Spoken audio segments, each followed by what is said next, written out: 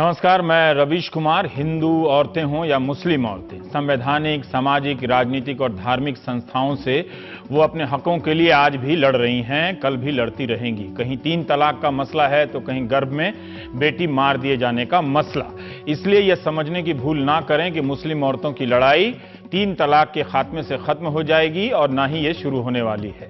बुनियादी रूप से औरतों की लड़ाई अपने धर्म से कम मर्दों से ज्यादा है। कॉरपोरेट कंपनियों का कौन सा धर्म है जहां महिला सीईओ को मर्द सीईओ से कम वेतन दिया जाता है और हम ये खबर अखबार में पढ़कर सो जाते हैं। संविधान से सारे अधिकार मिलने के बाद भी कौन से धर्म की औरतें हैं जिनके जीन्स और स्कर्ट पहनने पर ऐतराज जताते हुए नेता आज भी मिल जाते हैं।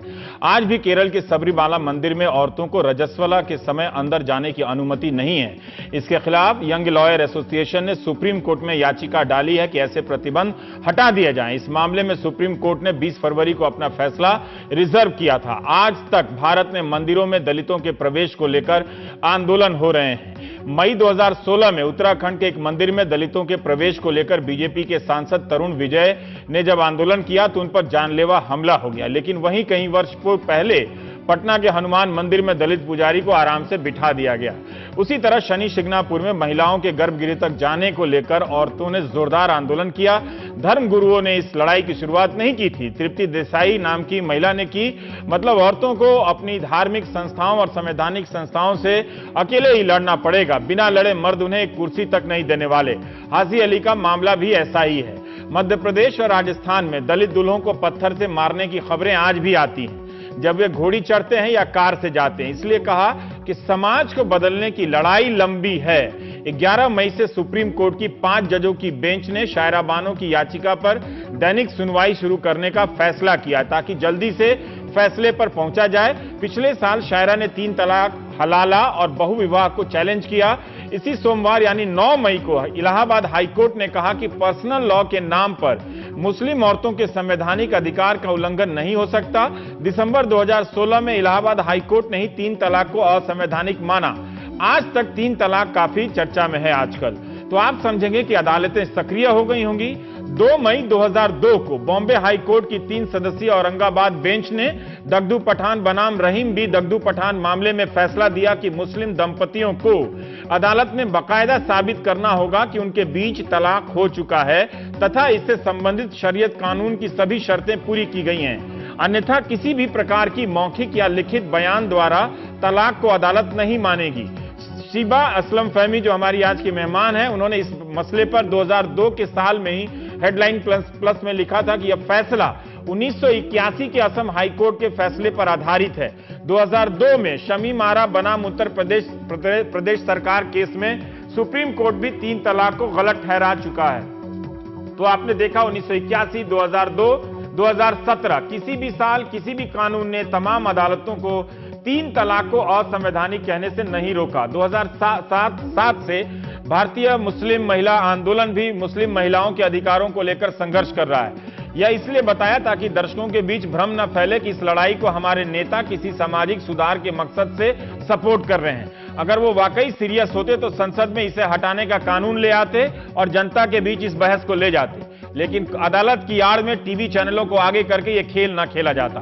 अब रहा यह सवाल कि जब कई फैसलों में 3 तलाक को असंवैधानिक माना गया है तो सुप्रीम कोर्ट में क्या नया फैसला होने वाला है। हमारे आज के मेहमान फैजान मुस्तफा ने इस फैसले पर ट्रिब्यून, दी वायर, स्क्रोल और इंडियन एक्सप्रेस में कई लेख लिखे हैं। उनके कुछ बिंदु हैं। 2011 की जनगणना रिपोर्ट के अनुसार मुस्लिम महिलाओं में तलाक 0.56% है। 2011 की जनगणना रिपोर्ट के अनुसार हिंदू महिलाओं में तलाक और परित्यक्ता जिसे कहते हैं उनका प्रतिशत 0.76 है। यह आंकड़ा इस भ्रम को तोड़ता है कि सारी मुस्लिम औरतें 3 तलाक से त्रस्त हैं और मुस्लिम समाज में सुबह शाम तलाक देने के अलावा कोई काम नहीं है। लेकिन इसका मतलब यह नहीं कि 3 तलाक की गुंजाइश छोड़ दी जाए। एक ही मुस्लिम औरत का हक इससे मारा जाता है तो इसे समाप्त करने की मांग पूरी तरह जायज है और संवैधानिक है। भारतीय मुस्लिम महिला आंदोलन ने मुस्लिम पर्सनल लॉ बोर्ड की तरह अपना कोर्ट बनाया है।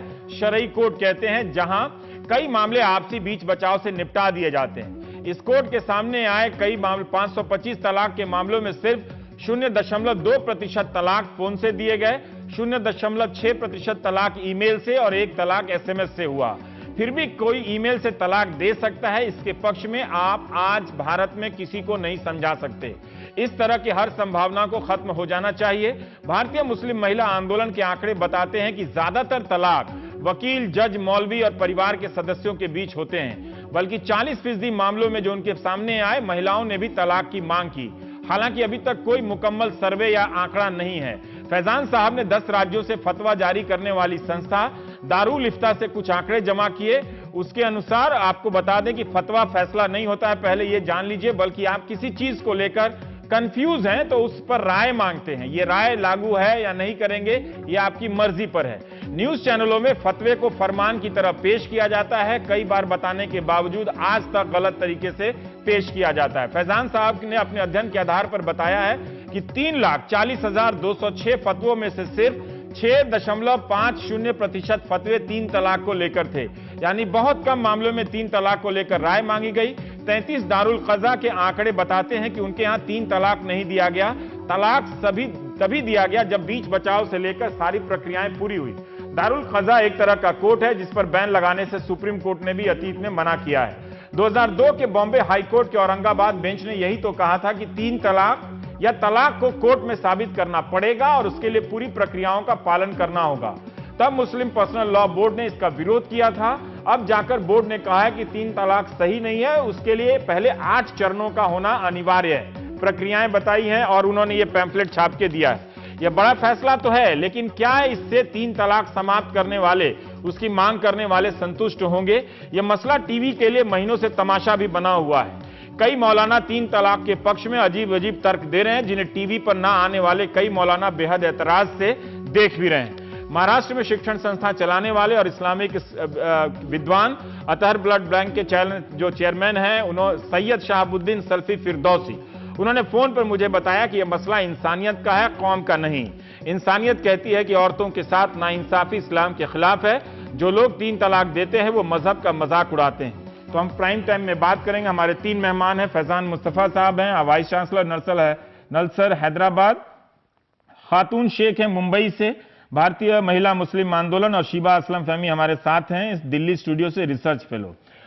फैजान साहब, मैं आपसे थोड़ा स्पष्ट होना चाहता हूं कि कई हाई कोर्ट से लेकर सुप्रीम कोर्ट तक कई मामलों में अदालतों को ये किसी प्रकार की अड़चन नहीं आई कि इसे असंवैधानिक घोषित किया जाए, फिर भी ये बार बार संवैधानिक और असंवैधानिक होने और ना होने के मामले में ये मामला उन्हीं के दरवाजे पर क्यों पहुंच जाता है? रवीश, ऐसा है कि एक बात ये समझ लें कि जितने भी हाई कोर्ट्स हैं जिनमें ये मसला गया, उन्होंने हर बार ये कहा कि जो कुरान में और हदीस में प्रोसीजर है, यानी जो आपका सही पर्सनल लॉ है, उसको आप फॉलो करें। अब इसमें अजीब बात यह है कि कभी भी ये जो इलाहाबाद हाई कोर्ट का आपने कल के फैसले का जिक्र किया कि पर्सनल लॉ और संविधान से क्या संबंध है, तो आप देखें जितने भी फैसले हैं, इंक्लूडिंग सुप्रीम कोर्ट का शमीमारा का फैसला, उसमें अदालत ये चाहती है कि हिंदुस्तान के मुसलमान जो उनका असली शरीयत का लॉ है, जो उनका रियल लॉ है, उसको फॉलो करें। दूसरी चीज ये आप समझ लीजिए कि किसी भी चीज को असंवैधानिक कहने के लिए 2 चीजें होनी चाहिए। एक तो ये कि वो लॉ हो, लॉ को असंवैधानिक करते हैं, या ये कि वो एग्जीक्यूटिव का कोई एक्शन हो जिसको असंवैधानिक करते हैं। तो संवैधानिक की बहस जो है वो राज्य के बारे में होती है कि राज्य का ये एक्शन असंवैधानिक है। तो एक प्रश्न ये उठता है कि क्या पर्सनल लॉ लॉ है? इस पे बॉम्बे हाई कोर्ट और सुप्रीम कोर्ट के कई फैसले हैं जिसमें उन्होंने इसको लॉ नहीं माना है। दूसरी चीज ये कि किसी चीज को असंवैधानिक कहने के लिए यह देखा जाता है किसी लॉ को कि जिसने वो लॉ पास किया है क्या उसको वो शक्तियां प्राप्त थी। यानी अगर पार्लियामेंट ने लॉ बनाया है तो क्या पार्लियामेंट को वो पावर थी यूनियन लिस्ट के तहत या कॉन्करेंट लिस्ट के तहत। और दूसरे क्या वो लॉ किसी मौलिक अधिकार का हनन करता है। ठीक है, अब यहाँ एक तो ये सारे जितने भी केसेस हैं, इन सारे केसेस में उच्च न्यायालयों ने जो फैसले दिए हैं वो मुस्लिम पर्सनल लॉ को ध्यान में रख के दिए हैं और ये कहा है कि आपने मुस्लिम पर्सनल लॉ सही से फॉलो नहीं किया। ठीक है शिबा, ये सही फैसला क्या है जो शरीयत का है, सही शरीयत लॉ का मतलब ये लड़ाई क्या है, ये मांग क्या है कि शरीयत जो सही शरीयत है उसके हिसाब से तलाक की इजाजत मिले, या जो बाकी लोगों के लिए है, बाकी दूसरे मजहब के लिए जो तलाक की प्रक्रिया है हिंदू मैरिज एक्ट के हिसाब से होगा, उसके तहत एक ही पैमाना हो, ये वो हिंदू औरत हो या मुस्लिम औरत हो, दोनों की तलाक देने की प्रक्रिया एक हो। देखिए, जो सही शरीयत का सवाल है, अगर आप किसी इस्लामिक धर्म की किताबों की दुकान पर जाएंगे और आप उससे कहेंगे कि भाई मुझे शरीयत की किताब दे दो, तो अगर तो वो बड़ा स्मार्ट आदमी होगा तो 100 किताबें आपको दे देगा और कहेगा ये शरीयत की किताबें हैं। और अगर वो बेचारा सीधा साधा आदमी होगा तो कहेगा शरीयत की तो कोई किताब नहीं है, ऐसी तो कोई किताब है नहीं। तो शरीयत की कोई एक शरीयत है नहीं इस दुनिया में। ठीक है, खुद हिंदुस्तान के अंदर इतनी शरीयत है, शिया की अलग, सुन्नी की अलग, बोहरा की अलग, अहले हदीस की अलग, वगैरह वगैरह। तो इसको हम आम भाषा में कहते हैं ना जलेबी छानना, कि ये मामला कहीं नहीं पहुंचेगा। सवाल ये है कि एक रियलिटी है कि एक अत्याचार हो रहा है, एक टेरर टूल की तरह तलाक सिर पे लटकता रहता है, तलाक हो या ना हो। लेकिन मेरी मानसिकता में अगर ये बसा हुआ है कि अगर पति के जुआ खेलने पर मैंने एतराज किया, अगर पति के किसी और काम पर मैंने एतराज किया, तो वो मुझे 1 मिनट में घर से बाहर ले जाके खड़ा कर देगा। इस मानसिकता के साथ अगर कोई महिला जीती है परिवार के अंदर, तो वो अपने ना अधिकार मांग सकती है, ना वो सही और गलत का फैसला कर सकती है। तो आप ये कहें कि क्योंकि वो कानून में है ही नहीं तो उसको हम बैन कैसे करें, लेकिन वो परंपरा में या वो प्रैक्टिस में है, आप इससे नजर नहीं मोड़ सकते। तो उसको कानून से बैन कर सकते हैं। बिल्कुल, अगर जैसे बाल विवाह परंपरा में थी तो उसको कानून से बैन किया गया। अगर कोई भी प्रैक्टिस है, चाहे वो कानूनी प्रैक्टिस हो चाहे वो गैर कानूनी प्रैक्टिस हो, अगर वो प्रैक्टिस है तो उसको रोकने के लिए क्या कदम उठाए जाएं। बहुत पढ़े लिखे मुसलमान मर्द इस वक्त ये ढूंढने की इस रास्ते को ढूंढ रहे हैं कि कैसे वो ये कहें कि भाई मीडिया ना बोले, सुप्रीम कोर्ट ना बोले, सरकार ना बोले, पार्लियामेंट ना बोले और महिला भी ना बोले, बस हम बोलेंगे, हम सुनेंगे, हम जो कह रहे हैं वो मान लिया जाए। ये जो अपनी सत्ता की स्थापना है और इस 21वीं सदी में ये मांग करना, ये बर्दाश्त के काबिल ही नहीं है। और ये एक हारी हुई लड़ाई है, ये जीतेंगे नहीं, ये हारना है। ठीक है, हमारे साथ खातून जी हैं। खातून जी, मुझे एक बात बताइए कि अभी मुस्लिम पर्सनल लॉ बोर्ड ने ये जो 8 तरीके बताए हैं तलाक से पहले कि क्या क्या किए जाते हैं, ये तरीके ये आज के संदर्भ में है या पहले से चले आ रहे थे जिनको अब ये नजर आया है? और दूसरा कि फैजान साहब ने आप लोगों की संस्था का जो सर्वे है उस पर सवाल उठाया है कि इतना प्रतिशत है नहीं इन तलाक का जितना बड़ा इस पूरे मसले को जितना रूप दिया गया। हाँ, मैं ये जरूर कहूंगी जो फैजान साहब का पहला जवाब दे रही हूँ, क्योंकि उन्होंने वो नजर से नहीं देखा जो नजर से भारतीय मुस्लिम महिला आंदोलन देख रही है। आज हमने भी औरतों की शरिया अदालत बनाई है और औरतों की शरिया अदालत में जो केसेस आते हैं, आज हमने महाराष्ट्र राज्य महिला आयोग के साथ मीटिंग रखी और उसमें कई औरतें हमारी वहां आई थी जो रो रही थी। यहाँ तक है कि जो गवर्नमेंट डिपार्टमेंट के लोग थे वो रो रहे थे। इनको क्या पता है, इनको कुछ नहीं मालूम है कि ये आंकड़े सही है या गलत है। आके देखिए, हम तो ये कहते हैं उनको 1000 बार दावत देते कि आइए देखिए हमारे यहाँ पर। राइट, ठीक है। अभी भी कितनी औरतें जो जमाते इस्लामी हिंद, जमाते सुन्नी जो हरे साफे बांधते, उसने किस तरह की तलाक दिया है कि चिट्ठी फेंक के उसके घर पर और चले गया कि मैंने तुझे तलाक दे दिया, देख ले। तो क्या इस तरह की तलाक होती है? व्हाट्सएप पे तलाक दे रहे, इस तरह की तलाक हो रही है? हाँ, मेरे दिल में आया तो मैंने तलाक दिया। ये जो शिबा कह रही थी आप उसी को बढ़ा रही है। फैजान साहब, मैं यही जानना चाहता हूं कि अभी संख्या और प्रतिशत को छोड़ देते हैं, अगर ये प्रवृत्ति है कि आपको 1 सेकंड के भीतर तलाक कोई दे दिया जाए, भले कोई हमारे पड़ोस में जानने वाला ना देता हो, हमारा कोई दोस्त यार कोई घर में ना होता हो, लेकिन कि कोई किसी कमजोर महिला को सताने का इससे अच्छा तरीका कुछ और नहीं हो सकता, उसके पास धर्म के हिसाब से और कानून के हिसाब से इस तरह का अधिकार होना ही क्यों चाहिए? नहीं है ये अधिकार। यही हम बात कह रहे हैं कि जो बीएमएमए का सर्वे है, आपने प्रस्तावना में शुरू में खुद बोला कि उसमें व्हाट्सएप पे एक तलाक हुई है जो कि 0.19% आ रहा है। तो बीएमएमए के सर्वे से भी ये साबित नहीं होता कि ईमेल से और टेलीफोन से और व्हाट्सएप पे तलाक हो रही है, लेकिन मीडिया ने उसको आउट ऑफ प्रोपोर्शन प्रेजेंट किया। अब जो कानून की बात है और धर्म की दोनों तरह से बात आपने देख ली कि पर्सनल लॉ बोर्ड ने बताया कि तलाक का सही तरीका क्या है, वो 8 स्टेप आपने पढ़ लिए हैं। दूसरे देश का कानून वो है जो सुप्रीम कोर्ट ने शमीम आरा में ले डाउन कर दिया कि तलाक जो है उसके लिए कोई रीजनेबल कॉज होना चाहिए। जब उसकी कोई माकूल वजह हो तब आप आर्बिट्रेशन करेंगे, सुलह समझौते की कोशिश करेंगे। जब सुलह समझौता खत्म हो जाएगा तब आप तलाक एक बार देंगे और 3 महीने वेट करेंगे। 3 महीने के बाद ही तलाक मुकम्मल होगी। ठीक है, इसका मतलब ये कि ना कानून के हिसाब से ना शरिया के हिसाब से व्हाट्सएप। मेरा इसमें एक सवाल है फैजान साहब कि ये सुप्रीम कोर्ट ने व्यवस्था दी है, ठीक, इन व्यवस्थाओं को, इन तमाम विवादों के तक तो मुस्लिम पर्सनल लॉ बोर्ड सोया रहा, ठीक है। अब उसके पास अगर उस पर छोड़ दिया जाए तो उसके पास ऐसे क्या संसाधन है कि दुनिया तक वो पहुंच जाए? तो क्यों ना इसकी संभावना को, जब आप भी गलत मानते हैं, जब शिबा भी गलत मानती हैं, जब खातून भी गलत मानती हैं, तो अगर एक आदमी भी दे रहा है, चिट्ठी से ही दे रहा है।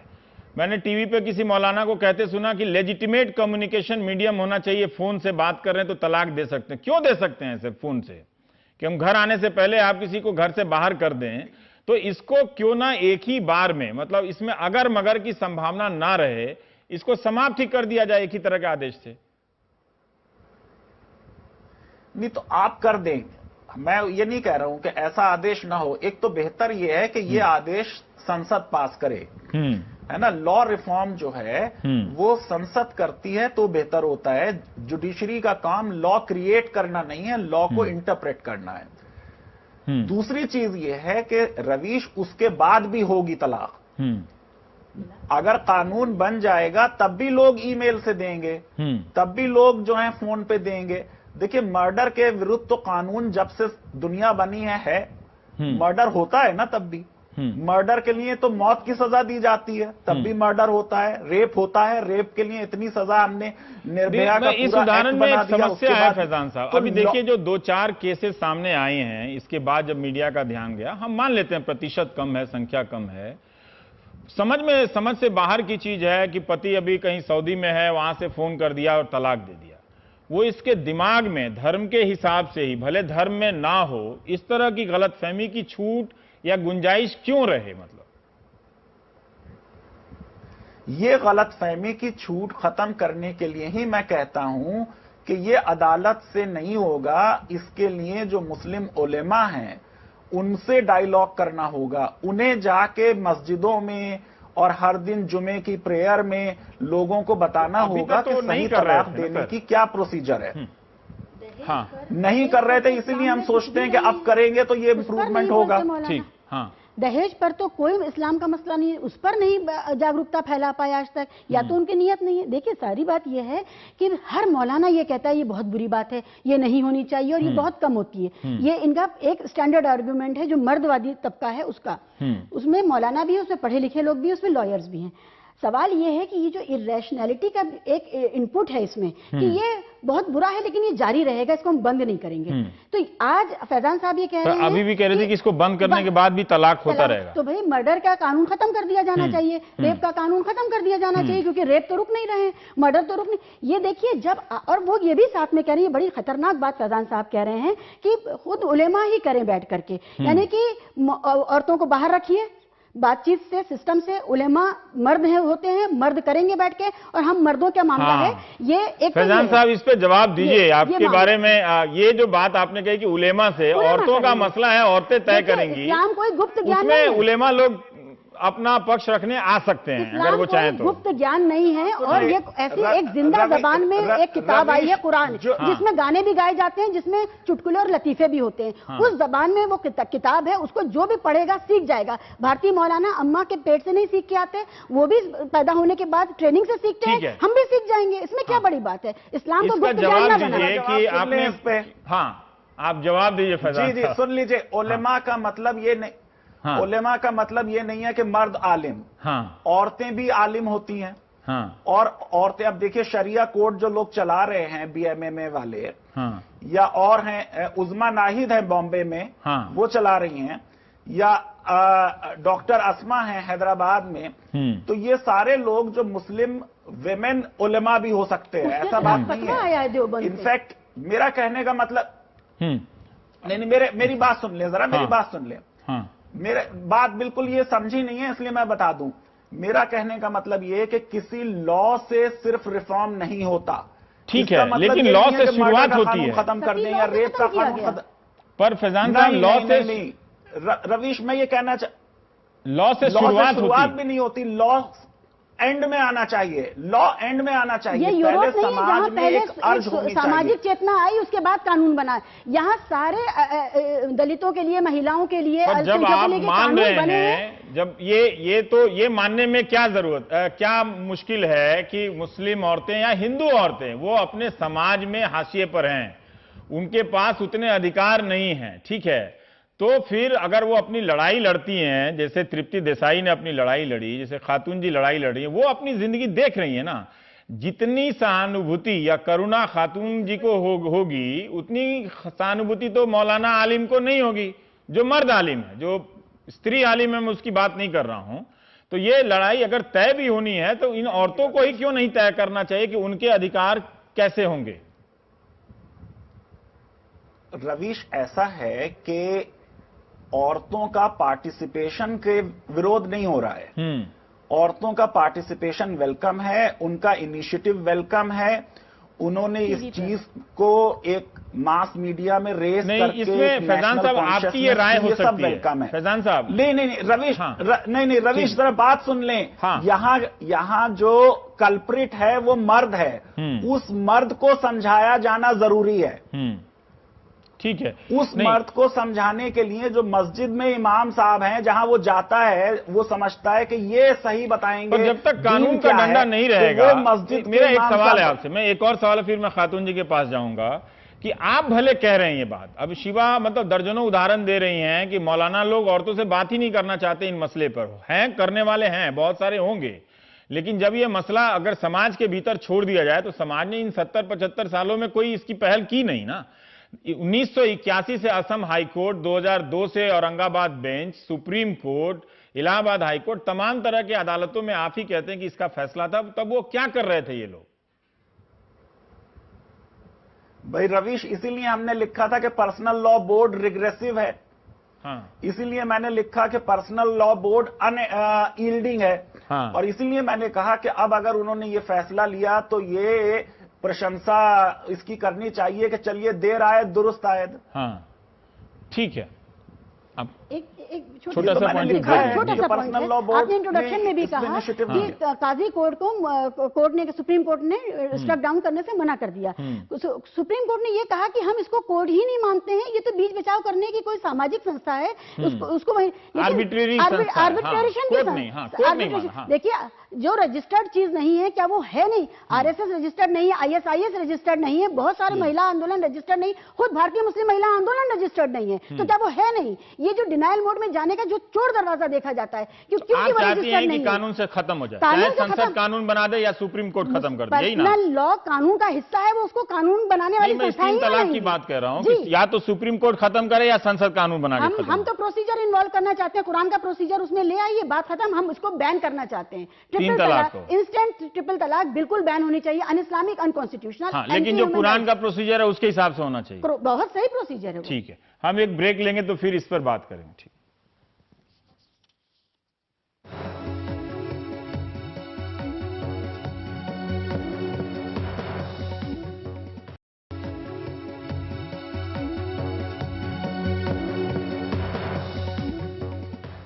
हम लौट आए। खातून जी, आपसे मेरा एक सवाल है। अभी शिवा कह रही हैं कि कुरान की प्रक्रिया के हिसाब से तलाक हो।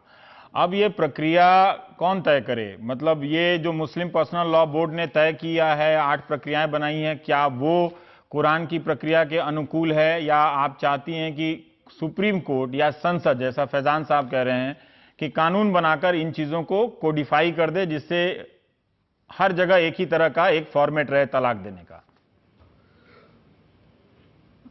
बराबर है, लेकिन एक जैसा कानून तो हम भी नहीं मानेंगे, क्योंकि हम यूनिफॉर्म सिविल कोड को नहीं मानेंगे। और जो हमारा इस्लाम का जो कानून है वो बहुत सही है, उसको ही फॉलो करेंगे। लेकिन जो मुस्लिम पर्सनल लॉ बोर्ड ने जिस तरह के जो सवाल दिए हैं, किस तरह के तलाक हो गए, हम उसको तो देखे नहीं है, तो हम कैसे उसके लिए हाँ करेंगे। तो इसके लिए मैं एक फैजान जी से मेरा एक सवाल है कि उन्होंने ये कहा कि मर्डर हो रहे आज भी कानून बनने के बाद, तो क्या तलाक का कानून बनने के बाद क्या तलाक नहीं होंगी? तो आप बढ़ावा दे रहे, उन आदमियों को बढ़ावा दे रहे कि हाँ ये ऐसा होगा। एक तो सवाल आप प्लीज मेरा, ऐसा तो बोलो मत। ठीक है, इसमें नहीं जाते हैं, ये उदाहरण देने के लिए, ये इतनी महत्वपूर्ण बात नहीं है। मेरा एक सवाल इसी पर है कि आपने कहा कि एक कानून नहीं मानेंगे, हाँ एक जैसा कानून नहीं मानेंगे, तो क्या आप ये कह रहे हैं कि तलाक देने के भी कई प्रकार के कानून होने चाहिए? आप ये कह रही हैं? बिल्कुल बिल्कुल, जैसे फंस निकाह है, हाँ, खुला है जो औरत ले सकती है, हाँ, और जो तलाक है जैसे 3 तलाक है वो तलाक एहसन के तुरु हो, तलाक एहसन के तुरु हो। हाँ। और जो 2 विटनेस उनके हो, 2 इनके हो, और आपस तो में बैठ के ये तलाक हो। जी खातून जी, ऐसा नहीं है कि एक दहलीज पर खड़े रह के तलाक दे। जी, सारी बहस ये हो रही है कि मतलब चारों दिशाओं में हिंदुस्तान के तलाक को लेकर जिस तरह से बाहर खत्म किया गया है 3 तलाक वाला इंस्टेंट, इसको खत्म करके एक तरह का कानून बने। आप कह रही हैं कि अलग अलग कानून होना चाहिए, इस्लामिक फिरकों के हिसाब से, सेक्ट के हिसाब से, शिया सुन्नी, आम दर्शक ऐसे समझे, बोहरा के हिसाब से। फैजान साहब, आप इससे सहमत हैं? अरे ये जो बात है इसमें कुछ तो सच्चाई है। जो भारत का संविधान है वो अनुच्छेद 26 में आपको एक तो धार्मिक स्वतंत्रता देता है, और फिर ये स्वतंत्रता देता है कि उस धर्म में आप किसी भी सेक्ट में को मान लें।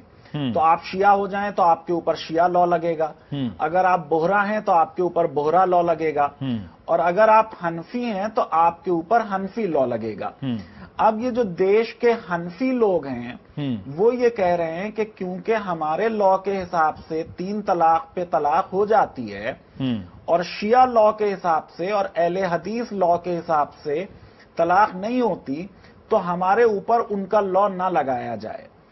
अब इसमें जरा सा इसको समझ लें बात को, कि अक्सर ये होता है कि आप न सिर्फ अपना धर्म परिवर्तन करते हैं, किसी भी धर्म में आपको रहना जरूरी नहीं है, आप परिवर्तन कर सकते हैं, ऐसे ही आप अपना सेक्ट भी परिवर्तित कर सकते हैं। मैं आपको एक एग्जाम्पल दूं कि अगर एक सुन्नी मुसलमान की 2 बेटियां हैं तो उसको सुन्नी लॉ के हिसाब से 2/3 शेयर बेटियों को मिलेगा और 1/3 उसके भतीजे को मिलेगा। अब अगर ये सुन्नी मुसलमान चाहता है कि मेरी बेटियों को ही पूरा शेयर मिल जाए तो ये फौरन शिया हो जाता है और ये कहता है कि साहब मुझे शिया लॉ के हिसाब से मेरी बेटियों को 50-50% अब मेरा एक इससे सवाल है, तो ये इंपॉर्टेंट मोड है आपके जवाब का। फ्रीडम है, ठीक है, ये इस तरह की बहस, ये बात तो आई नहीं। मैं ये जानना चाहता हूं फैजान साहब कि अगर सुप्रीम कोर्ट ने, मान लेते हैं कि 3 तलाक, इंस्टेंट 3 तलाक को बैन कर दिया, ठीक, लेकिन ये जो विविधताएं आप कह रहे हैं कि शिया के लिए अलग, सुन्नी के लिए अलग, या हनफी के स्कूलों के लिए अलग, ये बरकरार रहे, क्या ये सुप्रीम कोर्ट ये भी फैसला देगा क्या? मेरे ख्याल से सुप्रीम कोर्ट बैन नहीं करेगा रवीश, क्योंकि बैन करने का मतलब होता है प्रोहिबिट करना, ठीक है, मतलब रोक लगा दे, एक दंडनीय अपराध बनाना। तो वो संसद कर सकती है। सुप्रीम कोर्ट, मेरा अंदाजा ये है कि या तो वो ये कहेगा कि पर्सनल लॉ है और ट्रिपल डिवोर्स फिर लॉ बन जाएगी और वो कहेंगे कि ये असंवैधानिक है क्योंकि ये आर्बिट्रेरी है, आर्टिकल 14 का वायलेशन है। या फिर सुप्रीम कोर्ट यहां पे रुक जाएगा कि जो चीज शमीमारा में उन्होंने एक दरपर्दा तरीके से कही थी, इम्प्लाइडली, उसको खोल के एक्सप्लिसिट करके कहेंगे कि तलाक देने का एक ही तरीका पूरे देश में होगा, और वो तरीका वो होगा जो सुप्रीम कोर्ट ने अपने जो हाई कोर्ट के फैसले शमीमारा में कोर्ट किए हैं, ठीक, उन पे बेस्ड होगा, या वो जो पर्सनल लॉ बोर्ड ने 8 स्टेप दिए हैं उन पे बेस्ड होगा। ठीक है, और इसे हर सेक्ट को मानना पड़ेगा, तब इसको फिर हर सेक्ट को मानना पड़ेगा। शिबा। नहीं, मुझे नहीं लगता है, क्योंकि हर सेक्ट में शिया तो बिल्कुल नहीं मानेंगे उनके, और उनकी औरतें गई भी नहीं है कोर्ट में, बोहरा और मेमन और जब लागू हो जाएगा ये, नहीं नहीं, ऐसा नहीं होगा। ये मामला सिर्फ सुन्नी सेक्ट का है और सुन्नियों के बीच की आपस का की ये सारा झगड़ा है। और ये अगर कोर्ट कुछ कहता है, क्योंकि सुन्नी सबसे बड़ी तादाद में है, वो अपनी समाज के अंदर बहुसंख्यक है, जो कोर्ट का फैसला होगा वो सुन्नी के हिसाब से, वो सुन्नियों के लिए होगा, वो शियों पर लागू नहीं होगा, वो दूसरे मसलकों पर लागू नहीं होगा, क्योंकि वहां पीस है, वहां कोई झगड़ा है नहीं इसको लेकर के। कई दर्शक पूछते हैं कि क्या औरतों को भी तलाक देने का, 3 तलाक देने का अधिकार है? बिल्कुल नहीं है, नहीं है, बिल्कुल नहीं है। और इसी वजह से हम कहते हैं कि एक तरफा अधिकार किसी को नहीं होना चाहिए, एक याचक की तरह मांगता है। इस कानून को रद्द करते हुए जैसे फैजान साहब और खातून भी इशारा कर रही हैं कि वो नहीं चाहती कि उनके पर्सनल लॉ में दखलंदाजी हो, तो क्या आप वो चाहती हैं कि कानून सरकार ही बना दे? नहीं, बिल्कुल भी नहीं। हम लोगों का लगातार यही मुतालबा है कि कुरान में जो प्रोसीजर दिया गया है, देखिए हम नया कानून नहीं मांग रहे हैं, नया कानून आप नहीं मांग रहे हैं, हम कह रहे हैं जो कानून है वही रहे, प्रोसीजर इंट्रोड्यूस कर दीजिए। अभी पता नहीं कैसे और वो कानून जो शरिया कोर्ट है उसी में अमल हो जाए, या उसमें तलाक कराने के लिए वकील ढूंढना पड़े, कोर्ट में जाना पड़े? देखिए, तलाक कराने के लिए वकील या काजी या किसी की भी जरूरत नहीं है, अगर घर वालों ने ही उसी प्रोसीजर को फॉलो कर दिया है। जी, संक्षेप में फैजान साहब, अलग है, हम फिर इस पर आगे भी चर्चा करेंगे, कई बार कर चुके हैं, फिर भी हम जानना चाहते हैं कि अगर नया व्यवस्था क्या होगी, नई व्यवस्था क्या हो सकती है? फिर इसकी कोई समझ नहीं है हमारे सामने। नई व्यवस्था कुछ नहीं होगी। नहीं रवीश, एक तो मैं बता दूं कि मैंने अपने कई लेख में लिखा है कि मुसलमान औरतें जो ये पूरा मूवमेंट चला रही हैं, वो बेचारी मांग ही कुछ नहीं रही, वो ये मांग रही हैं कि जो कुरान में लिखा है वो हमें दे दो। और मैंने इसकी तारीफ की है। दूसरी चीज के सुप्रीम कोर्ट भी इस केस में सिर्फ इतना ही करेगी कि जो कुरान में तलाक देने का तरीका दिया हुआ है और जिसको अब पर्सनल लॉ बोर्ड ने मान लिया है, वो उसको कहेंगे कि तलाक इस तरीके से होनी चाहिए। देखिए, सारे मुस्लिम्स जो हैं इसमें वो कह रहे हैं हमें धर्म की स्वतंत्रता है, और धर्म की स्वतंत्रता वो है जो उनका धर्म है, और वो कह रहे हैं कि धर्म वो है जो कुरान में लिखा है। ठीक है, बहुत बहुत शुक्रिया। देखिए, एक बात है, अगर मुस्लिम पर्सनल लॉ बोर्ड सीरियस होता अपने इन 8 प्रस्तावों को लेकर, तो कम से कम भारतीय महिला मुस्लिम आंदोलन के यहां तो एक फैक्स करवा सकता था, है कि नहीं? तो ये तो अगर आप अपने ही सहयोगी संगठनों को नहीं पहुंचा रहे हैं तो कैसे भरोसा करें कि आप करोड़ों लोगों में पहुंचा देंगे? हालांकि आप संगठन 10 कर लेते हैं ना, तो उसको पता नहीं आप मानते हैं कि नहीं मानते, ये अलग का झगड़ा है।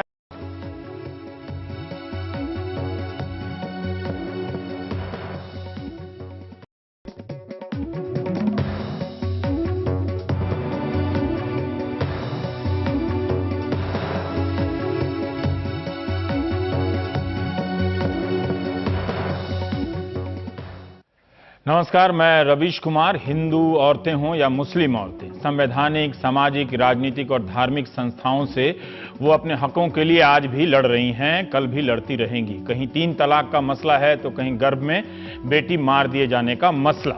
इसलिए यह समझने की भूल ना करें कि मुस्लिम औरतों की लड़ाई 3 तलाक के खात्मे से खत्म हो जाएगी, और ना ही ये शुरू होने वाली है। बुनियादी रूप से औरतों की लड़ाई अपने धर्म से कम मर्दों से ज्यादा है। कॉरपोरेट कंपनियों का कौन सा धर्म है जहां महिला सीईओ को मर्द सीईओ से कम वेतन दिया जाता है और हम ये खबर अखबार में पढ़कर सो जाते हैं? संविधान से सारे अधिकार मिलने के बाद भी कौन से धर्म की औरतें हैं जिनके जीन्स और स्कर्ट पहनने पर ऐतराज जताते हुए नेता आज भी मिल जाते हैं? आज भी केरल के सबरीमाला मंदिर में औरतों को रजस्वला के समय अंदर जाने की अनुमति नहीं है। इसके खिलाफ यंग लॉयर एसोसिएशन ने सुप्रीम कोर्ट में याचिका डाली है कि ऐसे प्रतिबंध हटा दिए जाएं। इस मामले में सुप्रीम कोर्ट ने 20 फरवरी को अपना फैसला रिजर्व किया था। आज तक भारत में मंदिरों में दलितों के प्रवेश को लेकर आंदोलन हो रहे हैं। मई 2016 में उत्तराखंड के एक मंदिर में दलितों के प्रवेश को लेकर बीजेपी के सांसद तरुण विजय ने जब आंदोलन किया तो उन पर जानलेवा हमला हो गया। लेकिन वहीं कई वर्ष पहले पटना के हनुमान मंदिर में दलित पुजारी को आराम से बिठा दिया गया। उसी तरह शनि शिंगणापुर में महिलाओं के गर्भगृह तक जाने को लेकर औरतों ने जोरदार आंदोलन किया। धर्म गुरुओं ने इस लड़ाई की शुरुआत नहीं की थी, तृप्ति देसाई नाम की महिला ने की। मतलब औरतों को अपनी धार्मिक संस्थाओं और संवैधानिक संस्थाओं से अकेले ही लड़ना पड़ेगा, बिना लड़े मर्द उन्हें एक कुर्सी तक नहीं देने वाले। हाजी अली का मामला भी ऐसा ही है। मध्य प्रदेश और राजस्थान में दलित दूल्हों को पत्थर से मारने की खबरें आज भी आती हैं जब वे घोड़ी चढ़ते हैं या कार से जाते हैं। इसलिए कहा कि समाज को बदलने की लड़ाई लंबी है, 11 मई से सुप्रीम कोर्ट की 5 जजों की बेंच ने पर्सनल लॉ और संविधान से क्या संबंध है, तो आप देखें जितने भी फैसले हैं, इंक्लूडिंग सुप्रीम कोर्ट का शमीमारा का फैसला, उसमें अदालत ये चाहती है कि हिंदुस्तान के मुसलमान जो उनका असली शरीयत का लॉ है, जो उनका रियल लॉ है, उसको फॉलो करें। दूसरी चीज ये आप समझ लीजिए कि किसी भी चीज को असंवैधानिक कहने के लिए दो चीजें होनी चाहिए। एक तो ये कि वो लॉ हो, लॉ को असंवैधानिक करते हैं, या ये कि वो एग्जीक्यूटिव का कोई एक्शन हो जिसको असंवैधानिक करते हैं।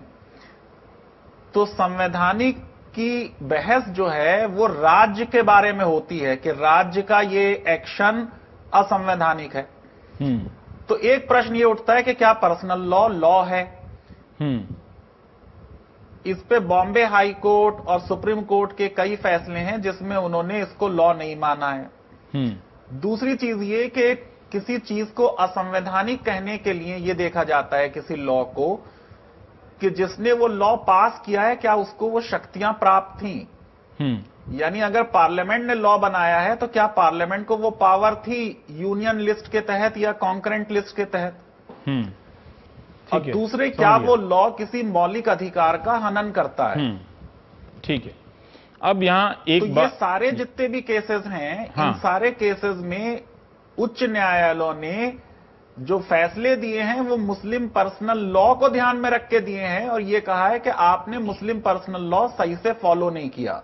ठीक है शिबा, ये सही फैसला क्या है जो शरीयत का है, सही शरीयत लॉ का मतलब ये लड़ाई क्या है, ये मांग क्या है कि शरीयत जो सही शरीयत है उसके हिसाब से तलाक की इजाजत मिले, या जो बाकी लोगों के लिए है, बाकी दूसरे मजहब के लिए जो तलाक की प्रक्रिया है हिंदू मैरिज एक्ट के हिसाब से होगा, उसके तहत एक ही पैमाना हो। ये हिंदू शायरा बानो की याचिका पर दैनिक सुनवाई शुरू करने का फैसला किया ताकि जल्दी से फैसले पर पहुंचा जाए। पिछले साल शायरा ने 3 तलाक, हलाला और बहुविवाह को चैलेंज किया। इसी सोमवार यानी 9 मई को इलाहाबाद हाईकोर्ट ने कहा कि पर्सनल लॉ के नाम पर मुस्लिम औरतों के संवैधानिक अधिकार का उल्लंघन नहीं हो सकता।